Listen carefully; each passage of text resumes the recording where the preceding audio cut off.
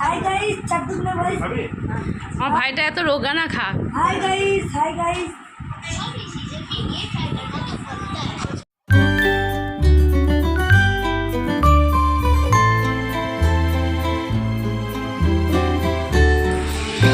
Hello guys, তো আজ আমি চলে এসেছি এই যে বাবার বাড়িতে। আর সকাল ষষ্ঠী পুজো হয়ে গেছে, তারপর আমি রান্নাতে চলে এসেছি। রান্না করতে করতে আমি পুরো ঘেমে গেছি। আজ দুপুরবেলাতে তোমার দাদা আসতে পারিনি। তোমাদের দাদার ভীষণ কাজের চাপের জন্য ও আসবে রাতে। আমার দিদির বর আসবে দুপুরে, তো দিদির বর আসবে। আমার মারার দিদির তো ষষ্ঠী, আমাদের তো ভাত খাওয়া নাই, তো আমরা ডালিয়া খাবো দুপুরে, সেটা এখনও হয়নি। তো দিদির বর আসবে, তো সেই সব রান্নার আয়োজনটাই চলছে। তো আমি রান্নাগুলো সারছি। সব রান্না কমপ্লিট করলাম, করে এবার আমি একটু উপরে যাই, একটু হাওয়াতে বসি। আমি গরমের মধ্যে রান্না করছি, আর এরা দুই ভাই বোন আরাম করে বসে আছে।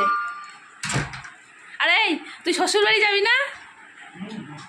দেখো দেখো আমরা রান্না করছি, আমাদের এখানে খেয়ে দে তারপর শ্বশুর বাড়ি যাবে। তা কেমন জামাই? Hi guys.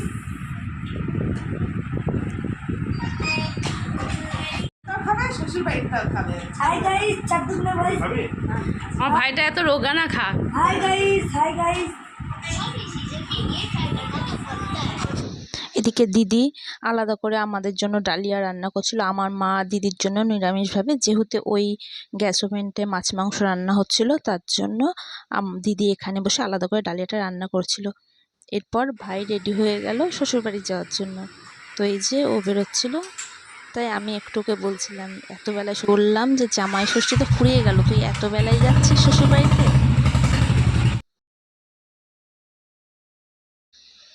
এরপর আমরা দুপুরে যে ডালিয়া নিয়ে বসে পড়েছি, আমার মা দিদির তিনজনের খাবার, এটা নিরামিষ খাবার, আমরা আলাদা করে ঘরে বসে খেয়ে নিচ্ছি। আর মা এদিকে রাতে নিরামিষ রান্নার জন্য ছোলার ডালে দেওয়ার জন্য নারকেলটা কুচি করছিল।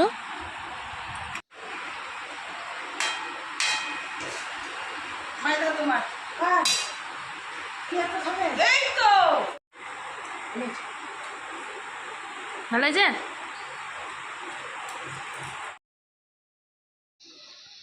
এরপরে এই যে দিদির বর চলে এসছে, বাইরে ভীষণ রোদ, ও কিন্তু হাঁপিয়ে গেছে, তো বসলো হাত পা ধুয়ে। আমি এদিকে খাবারটা রেডি করছিলাম। তো একটা অবিশ্বাস্য ঘটনা, তো আমরা ষষ্ঠীর দিন দই পাইনি বাজারে। শ্বশুর বাড়িতে এসে ঘুম দিয়ে দিয়েছে। ও দাদা ওঠো, ভাত রেডি করেছি। হাই গাইস, চাটুকনা গাইস। ডাক ডাক ডাক তোর বাবাকে ডাক। আ বাবা, আজ খাবার। এই যে জামাই, রান্না কেমন হয়েছে বলবা? হ্যাঁ,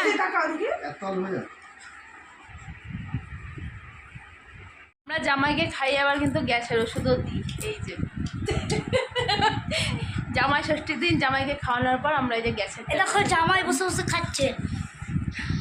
এরপর দুপুরে খাওয়া দাওয়ার পর সবাই কিন্তু এক ঘরে শুয়ে ভালোভাবে একটা দারুণভাবে আড্ডা দিচ্ছিলাম, এইভাবে দুপুরটা কাটালাম। তো এখন বাজে বিকাল 6টা, মা সবার জন্য চা করছিল, আমি রাতের নিরামিষ রান্নাগুলো শুরু করে দিয়েছিলাম। তো নিরামিষ রান্নায় হবে এই যে পনিরের তরকারি, ছোলার ডাল আর লুচি। বাজে বিকাল 6টা। তো আমরা সন্ধ্যেবেলায় সবাই মিলে একটু বেড়াতে বেরোবো, তার জন্য আমি রাতে রান্না সেরে রাখছি। রাতে যেহেতু নিরামিষ, রাতে হবে লুচি, ছোলার ডাল আর পনির। তা আমি এখানে পনিরটা করে রাখছি আর ছোলার ডালটা করে রাখছি, মার লুচি করে রাখবে রাতে, দিয়ে তারপর রেডি হয়ে একটু বাইরে বেরোবো। তো তোমাদের দাদা তো দুপুরবেলায় আসতে পারেনি, ও রাতে আসবে। তো দিনের মাংস, সব রকম মাছ সবই রান্না করা আছে, রাতে শুধু লুচি, ছোলার ডাল আর পনিরটা হবে, ব্যাস তাহলে হয়ে যাবে। তো ঘুরে এসে আর রান্না করতে ভালো লাগবে না বলে আমি রান্নাগুলো মাকে বললাম সেরে রাখছি। এরপর হাত মুখ ধুয়ে কিন্তু আমি রেডি হয়ে নেব। তো এবার আমরা রেডি হয়ে নিয়েছি, আমরা যাব লালবাগ শ্মশানে, ওখানে একটা মেলা চলছে, তো আমরা ওখানে সবাই মিলে যাব।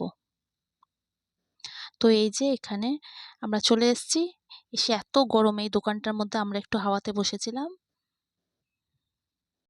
তো বাড়িতে ঘুরে এসেই আমরা সবাই মিলে 3 ভাই বোন মিলে লুচি ভাজতে বসে গেলাম, সাথে ভাইয়ের বউ, 3জন মিলে মিলে হচ্ছে এত পরিমাণে আড্ডা হাসি দিচ্ছিলাম। আর ভাইয়ের বউ তো লুচি বেলতে গিয়ে হাসাহাসি করছিল, আর ভাই এদিকে লুচি ভাজছিল। তো আমি রান্না করে সারাদিন প্রচণ্ড পরিমাণে হাঁপিয়ে গেছি। ওরা বললো, দিদি তুমি বসো, আমরা 3 জন মিলে করে নিচ্ছি। তো ভাইয়ের বউ আর দিদি মিলে রাতের লুচিটা করে নিল। আর মাকে বললাম, গরমে তোমাকে এখানে আসতে হবে না, তুমি একটু রেস্ট নাও। তো মা বাবা 2 জামাইয়ের সাথে গল্প করছিল, আর আমরা এই সবাই মিলে এখানে হাতে পাতে সেরে নিলাম। তো এইভাবেই দিনটা কেটে গেল এত সুন্দরভাবে আনন্দ করে। তোমাদের কেমন লাগলো প্লিজ জানিও। বাইরে থেকে বাড়িতে চলে এসেছি। বাড়িতে এসেই যে ফ্রেশ হয়ে নিয়েছি। তো আজ আমার ভিডিওটা এইটুকুই। আমার ভিডিওটা যদি ভালো লাগে আমার চ্যানেলটা তোমরা সাবস্ক্রাইব করো।